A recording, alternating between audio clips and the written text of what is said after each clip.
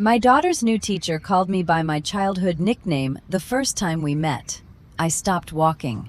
For a second, I thought I had imagined it. Parents filled the hallway, children laughed as they carried colorful backpacks, and teachers welcomed families into their classrooms for the school's annual open house.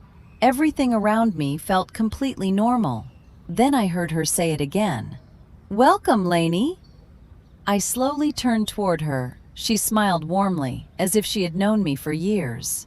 "My name is Elaine Harper. Most people call me Elaine. A few close friends shorten it to Lane. But Lainey was different.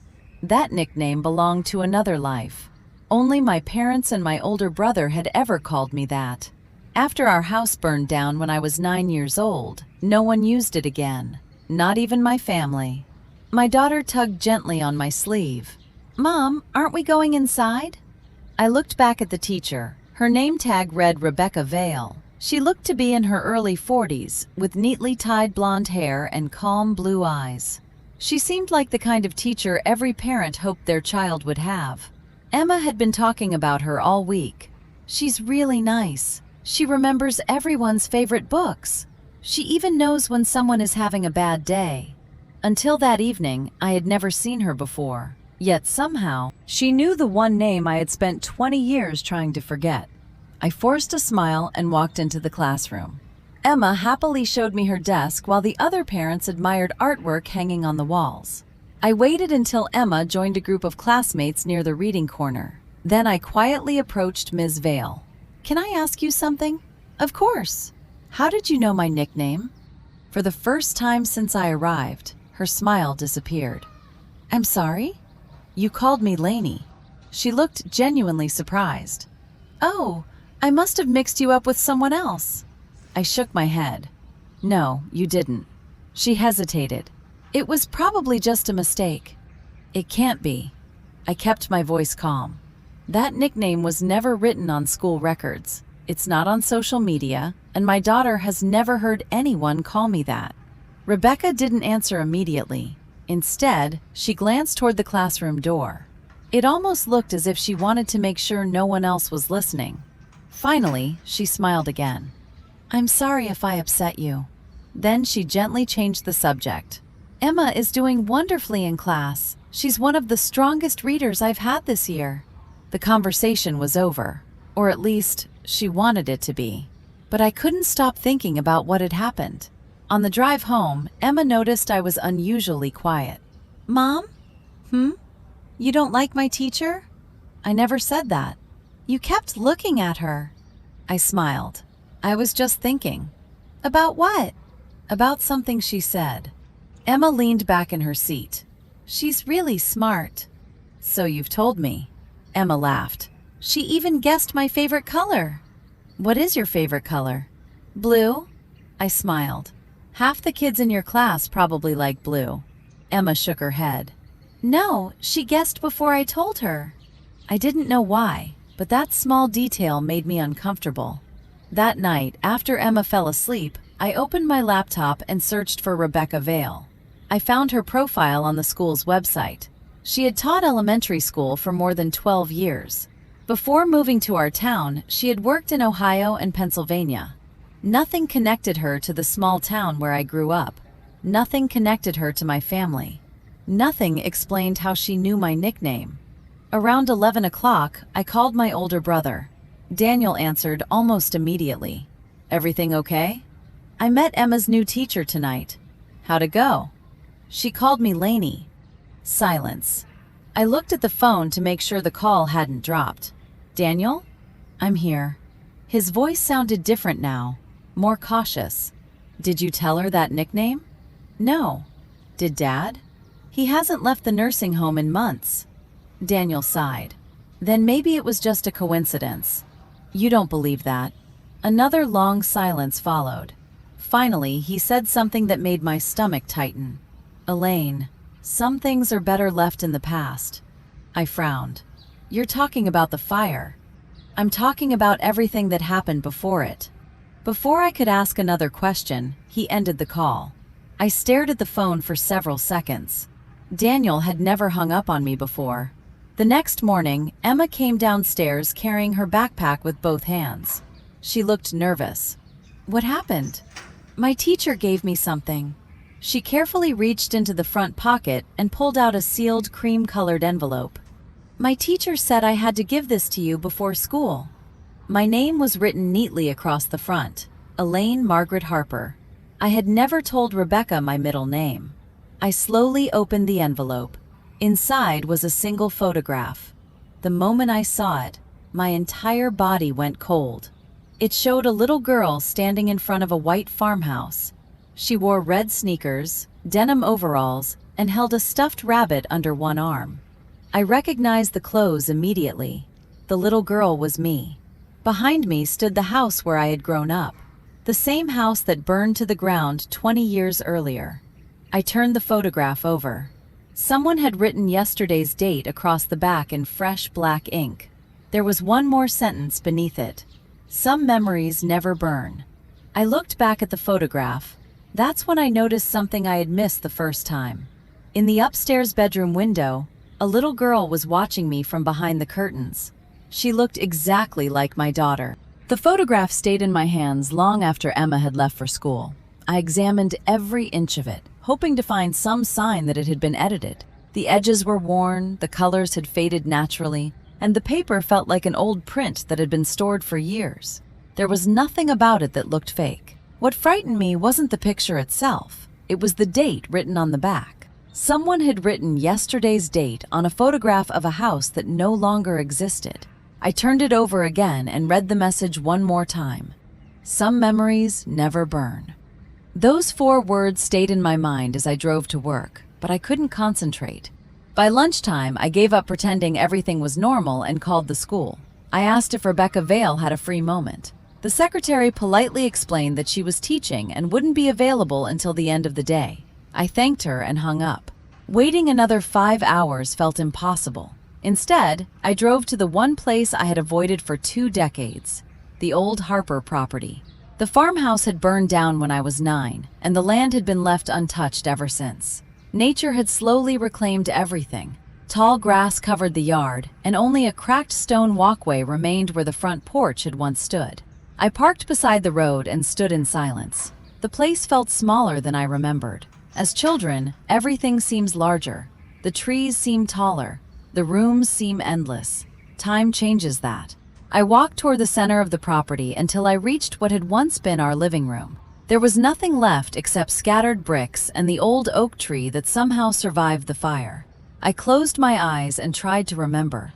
The smell of my mother's apple pie, my father reading stories after dinner, Daniel chasing me through the backyard.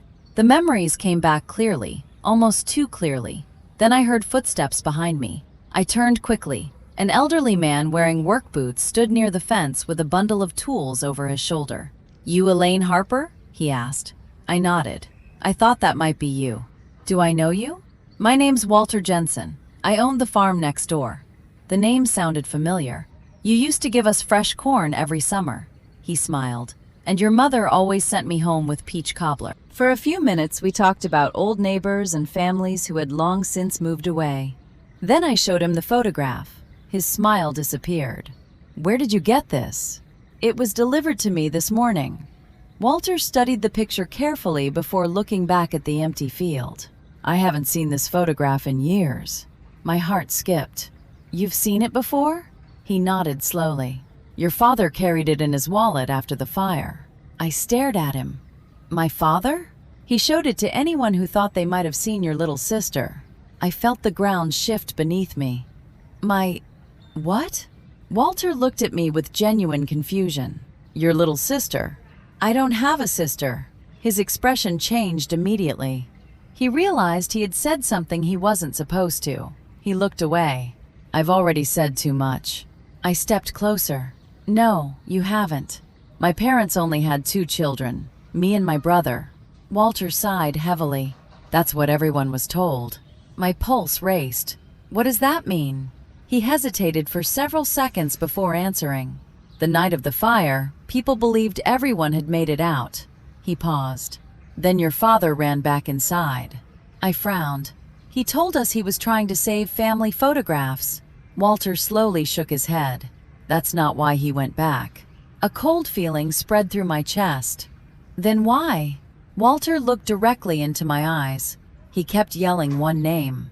I could barely breathe. What name? Annalise. The name meant nothing to me, or at least I thought it didn't. For just a second, a faint memory flashed through my mind. A little girl laughing somewhere upstairs. A pink blanket. Tiny shoes beside my bedroom door. The images disappeared as quickly as they had come. I don't remember anyone named Annalise. Walter nodded sadly. You were only 9. Children sometimes forget the things their minds can't survive. Before I could ask another question, his phone rang. He glanced at the screen. I have to go. He started walking away, then stopped. Without turning around, he said quietly, if you really want the truth, ask your father why he stopped celebrating your birthday after the fire. Walter disappeared down the dirt road, leaving me alone with questions I didn't know how to ask. I stood there for several minutes before getting back into my car. Instead of driving home, I headed straight to the nursing home where my father had lived for the past 3 years. Daniel's words echoed in my head. Some things are better left in the past. For the first time in my life, I was no longer sure they should be. The receptionist smiled as I signed the visitor log, but I barely noticed. My hands were still shaking from what Walter had told me. All I could think about was the name Annalise and the strange certainty that somewhere deep inside, I had heard it before. My father was sitting by the window when I entered his room. He looked older than he had just a week earlier. His hair had turned almost completely white, and the afternoon sunlight made the lines on his face seem even deeper. He smiled when he saw me. Elaine, this is a nice surprise. I pulled a chair beside him and sat down without returning the smile. I need to ask you something. His expression changed immediately. What happened? I placed the photograph on his lap. He stared at it for only a second before closing his eyes. I was hoping this day would never come. So you recognize it? Yes. You've seen it before. I carried it with me for years. I took a slow breath. Who's Annalise? His hands tightened around the photograph. For nearly a minute, he didn't answer. Finally, he whispered, She was your sister. The words echoed in my mind, but they didn't make sense. No. You and Daniel are my only children. He slowly shook his head. That's what I wanted you to believe. I stood up so quickly that my chair slid across the floor. You lied to us our entire lives? I was trying to protect you. From what? He looked toward the window instead of at me. From remembering that night. I could feel my heart pounding. Walter said you ran back into the house because you were calling her name. I did. Why? Because I thought she was still inside. He paused before continuing. When the firefighters finally stopped me, I believed she was gone. My voice became quieter. But she wasn't. He looked back at me. No. She survived. I stared at him, unable to speak. If she survived, I finally asked, where has she been for 20 years? I don't know. You expect me to believe that? He nodded sadly. 3 days after the fire, she disappeared from the hospital. What do you mean, disappeared? The doctor said a woman claiming to be a relative took her home. There was paperwork. There were signatures. Everything looked legitimate. But the woman was never part of our family. I felt as if the room had become too small. Did the police investigate? They did. They never found either of them. I looked down at the photograph again. So who sent this to me? I don't know. And Rebecca? At the mention of her name, my father froze. His eyes widened just enough for me to notice. You know her. He didn't answer. You know exactly who she is. Before he could respond, someone knocked gently on the open door. We both turned. Rebecca Vale was standing in the hallway. She wasn't carrying books or school papers. She held only a small brown envelope. I thought I might find you here, she said softly. My father slowly stood. His face had gone completely pale. For several long seconds, no one spoke. Rebecca looked at him with tears in her eyes. I've imagined this moment for most of my life. Dad struggled to find his voice. It can't be. It is. She stepped into the room and placed the envelope on the table between us. I didn't come here to hurt anyone. I came because I finally found the courage to come home. I looked from one of them to the other. What is happening? Rebecca opened the envelope and carefully removed a faded birth certificate. She handed it to me. At the top was a name I had never seen before. Annalise Harper. My hands trembled as I continued reading. Date of birth, County Hospital. Parents, Daniel Harper, Margaret Harper. Everything matched my family's records, except for one thing. Attached to the certificate was a second document. It was a legal order issued just 3 weeks after the fire. Across the top, stamped in bold letters, were the words, "Child declared missing." I looked up at Rebecca. "If you're Annalise," my voice cracked, "how did you find us?" Rebecca took a slow breath. I didn't. She glanced toward my father before answering. "You found me." I frowned. "What does that mean?"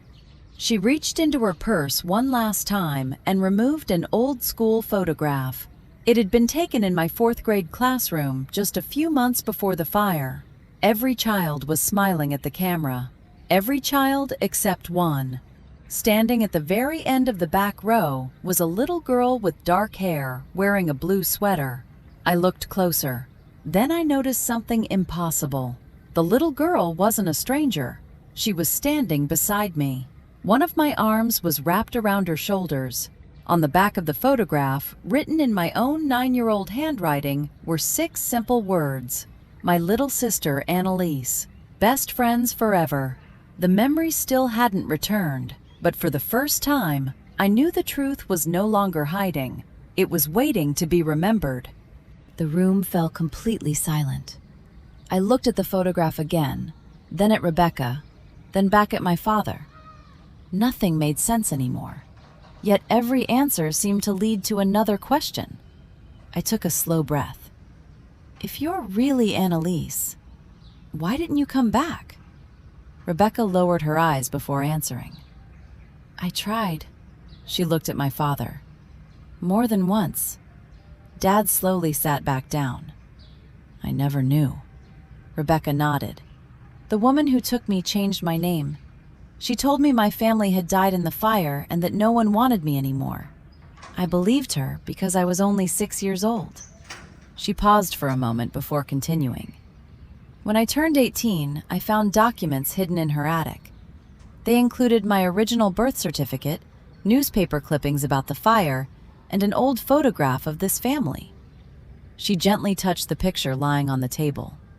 That was the first time I learned my real name. I felt a lump forming in my throat. So why wait all these years? I didn't know whether anyone was still alive. I spent years searching public records, old newspapers, and school archives. Every lead disappeared until I found Emma's school website last spring. She smiled faintly. I saw your last name, Harper. I knew I had finally found my family. I stared at her. Then why didn't you tell me on the first day? Because I wasn't sure you would believe me. She glanced at my father. And I was afraid he might not want to see me. Dad's eyes immediately filled with tears. I never stopped looking for you. Rebecca's voice broke. I know that now. She reached into her bag and removed one final envelope. This is why I came. Inside were dozens of documents, letters, police reports, hospital records, newspaper articles. Every page told the same story. A 6-year-old girl had survived the fire. 3 days later, she had been taken from the hospital by a woman using forged identification. The investigation lasted almost 2 years before it went cold. My father quietly wiped his eyes. I hired private investigators for years. I sold the farm to pay for them. I never told you children because I couldn't bear to give you hope that might disappear again. I finally understood why he had hidden the truth. He hadn't been protecting a secret.